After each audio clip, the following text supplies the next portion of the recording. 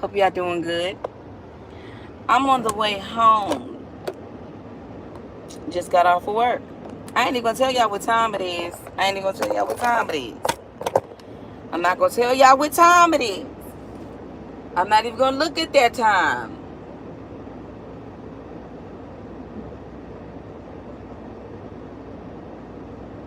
It's late.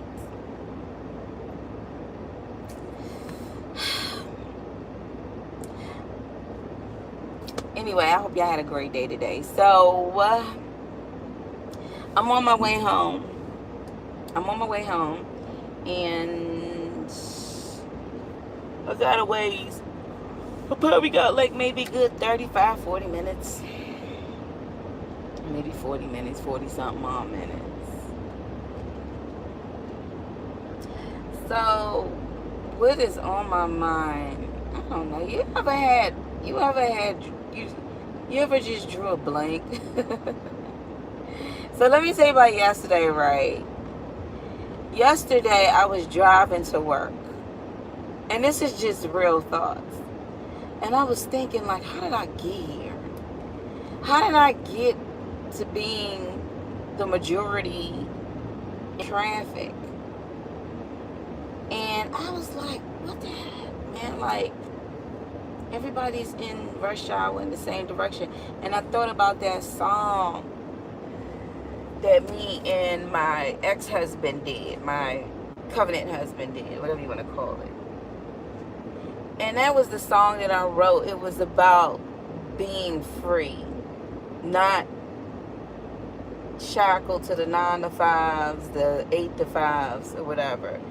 And I remember that verse. We really living in the city of Matrix, lights, cameras, movie stars.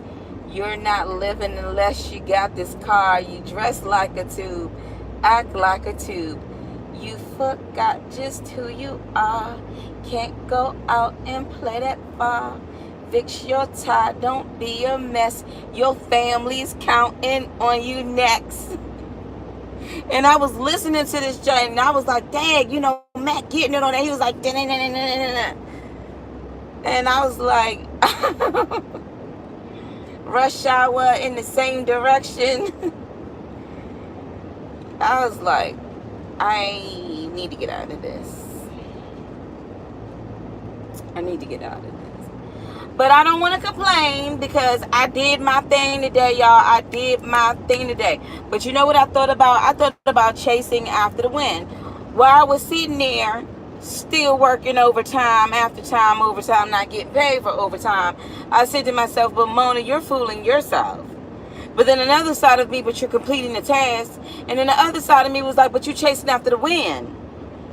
Because when it's all well said and done, that's time that's gone that you're not going to be able to get back. And I talk about this all the time. And so the other part of me about be like, okay, so what you going to do about it? What you going to do? You going to keep complaining? You going to keep doing? You can't keep doing the same things and expect a different outcome. And I was like, true. I mean, sometimes I be really thinking, and I'll be like, all right, I really got to change my mindset. In order for you to change your outset, you got to change your mindset. And I'm going to tell you another thing, too, that I was like, hold up. So my sister had did this skit on, it was funny, y'all. My sister is such a daggone comedian. She did a skit on, Instagram. What is that called? TikTok. Now I heard of TikTok. I mean, I seen TikTok, but I was like, I'm not joining that. But I went ahead and I wanted to see the video she did. And I was cracking up laughing. She did the poetic justice scene with the ladies in the beauty shop. And I said, Coco, you play too much. Then she did the one where it was the Power Rangers and the lady Frida was like, for 10,000 years I'm free. And it was her toes coming out of some shoes. And I'm like, Coco, you play too much.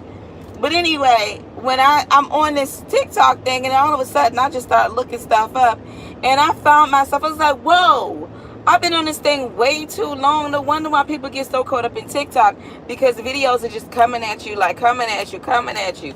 I think I'm gonna be deleting TikTok because I don't want my time to be gone. So I stayed up until like late looking at TikTok. Some of the things I was looking at was like UFO dreams that a lot of folks have been having. Some of them were other things that I was just like, how did I get here? You know, and I was just like, Mona, you really have to kind of like save your mindset, you know.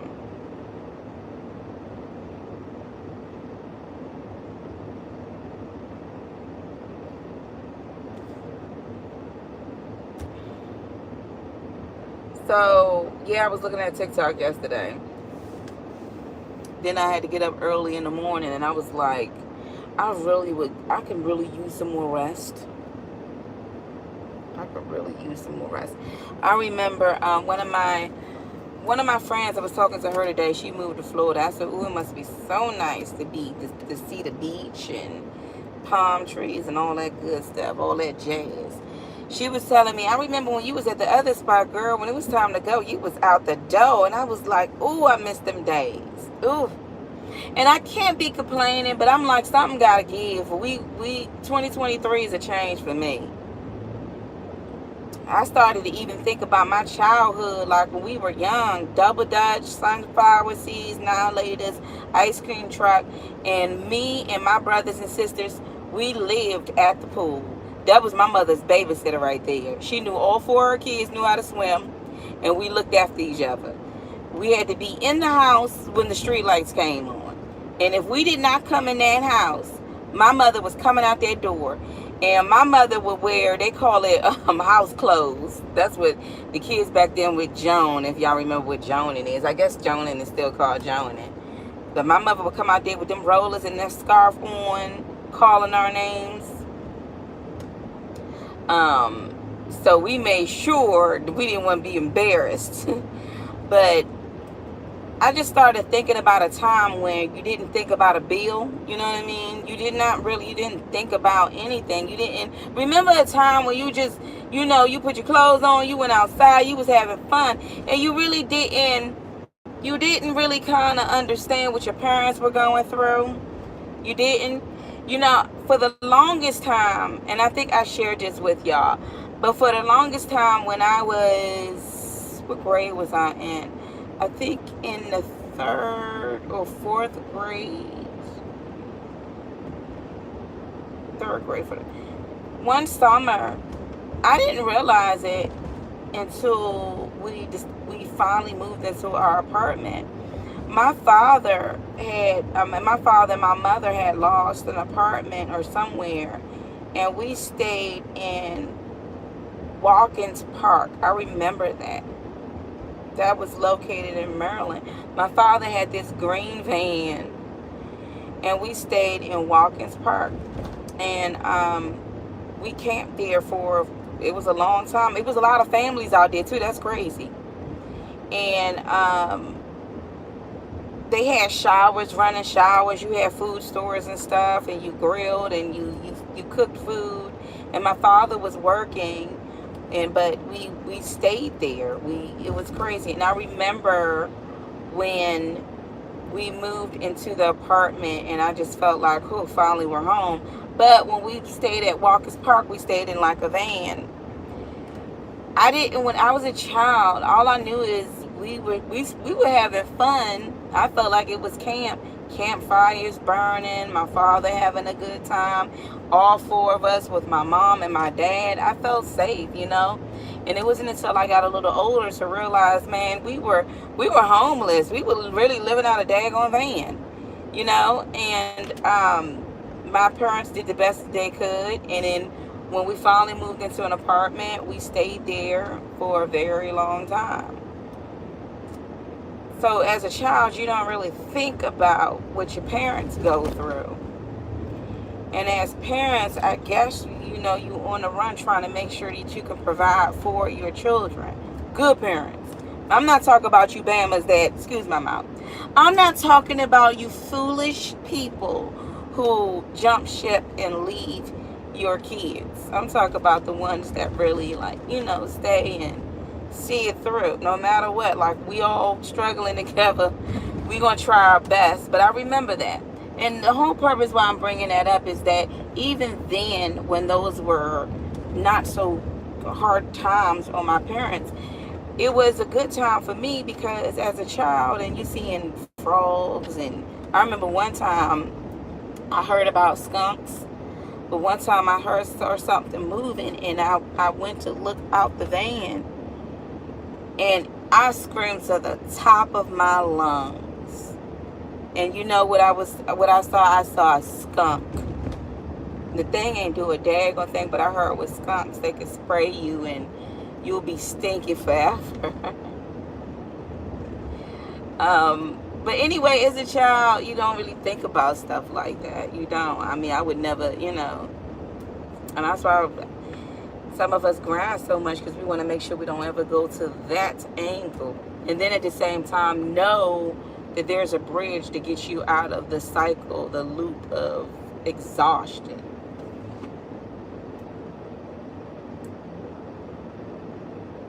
But I don't think I told you so. When I was young, the spot that we moved to, we grew up in this area. It was called Shady Side. Y'all, Shady Side is so fun. I need to write a book on this place. Like, the kids were like your average. I mean, when I tell you, the kids was like, they were good, bad. Like, it was fun. Like, you had to learn to have tough skin. I'll never forget. I don't know if y'all remember when some of those old complexes used to have like those fences, and they look like flat boards, but they were fences. So I want you to imagine some swings, right? And the swings, you have to put the board through the swing. And it's like, just imagine like you got a set of like 6 swings. So we would put the board through the swings. And all these kids, y'all, this was the most dangerous thing. All these kids would get on the swings, right? So it'd be like it'd be like maybe 11 kids that's sitting on the swings, like they're just sitting across, holding on to each other. If it's 11 of us, it's like 20 kids on each side, and they pushing the swing. And when they pushing it, they pushing it. I'm talking about teenagers and everything.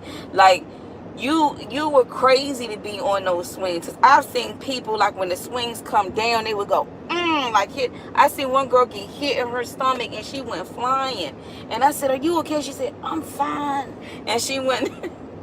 It's not funny, and I really hope nothing bad happened to her, because that really could have damaged her. She was like, "I'm fine," and went limping off to the side. I've seen teenagers. I remember this guy by the name of Tiny. His name was Tiny and Curry. When them 2 boys came around, you better run. You knew it was going to be nothing but trouble. But I'll never forget when they came to the neighborhood and they decided to challenge this swing. When that swing went up in the air, and you had all them kids on there screaming for their life, and you knew it was bad when I'm sorry, I can still see this vision. You knew it was bad when the teenager, he went to jump off the swing.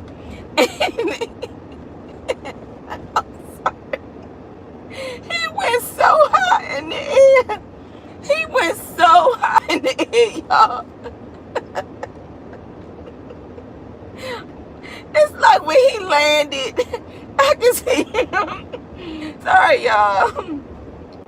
When he landed, I could see him in the distance just leaping off, like. And you thought, like, this dude he's like the most toughest bully, you know what I mean? And he couldn't even take these swings. When I tell you, the swings was like whoosh, whoosh, whoosh. I mean, dangerous, y'all. Like, nowadays, if if parents saw kids doing something like that, they'd be like, ho, ho, ho, because there were certain parts of the swings you couldn't hold on to. You was trying to hold on to the board. People was getting messed up. So when he flew off when he tried to jump, so imagine it's going up in the air, right? Like the swing's going up in the air. He tried to jump, man.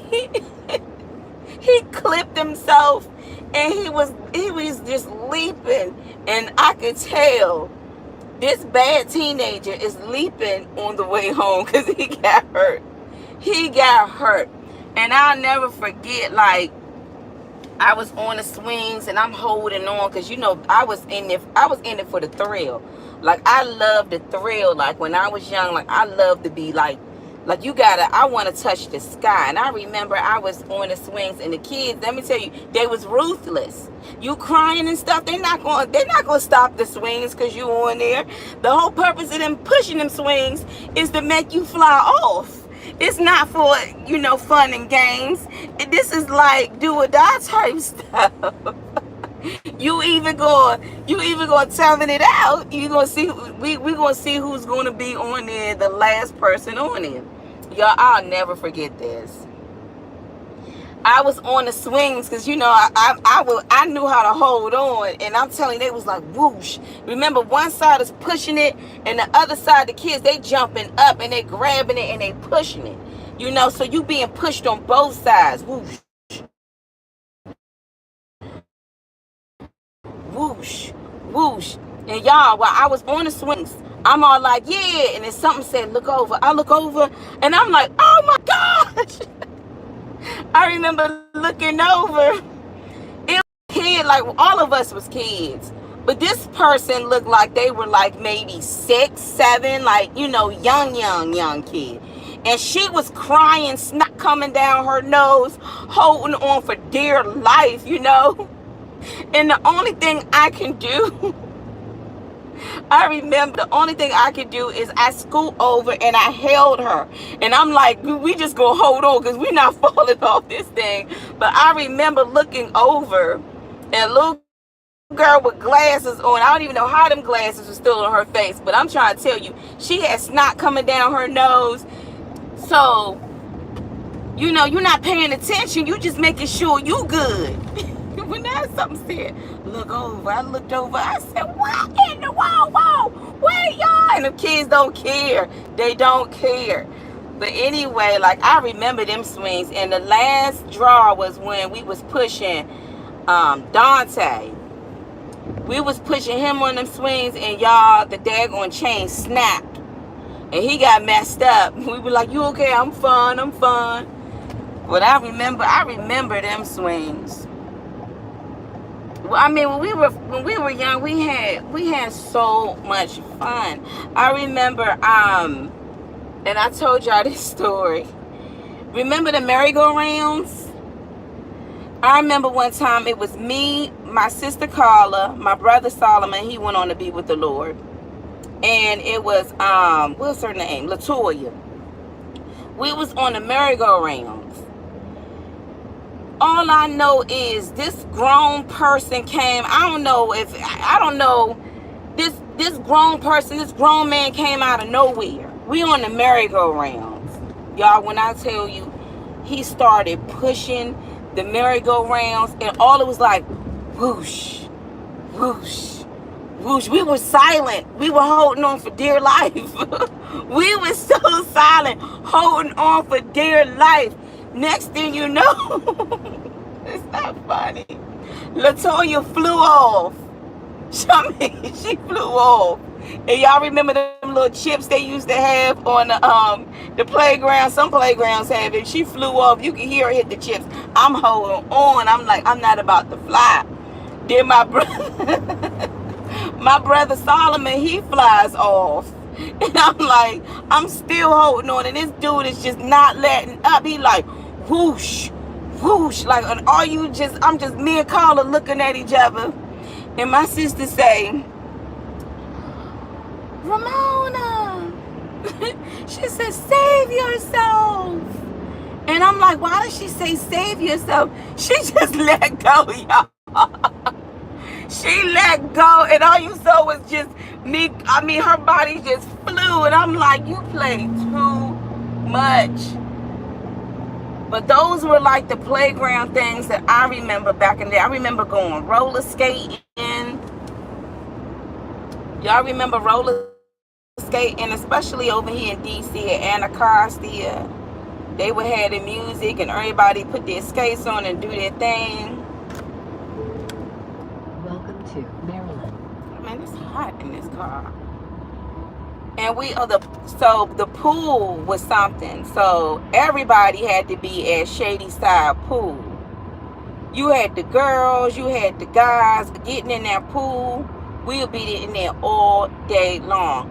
And all of the younger ones, like us that was like 11, 12, 10, we were the lifeguard. Let me tell you about this daggone lifeguard. This lifeguard would just be flirting with the ladies. He wouldn't even be paying attention to nobody. Here come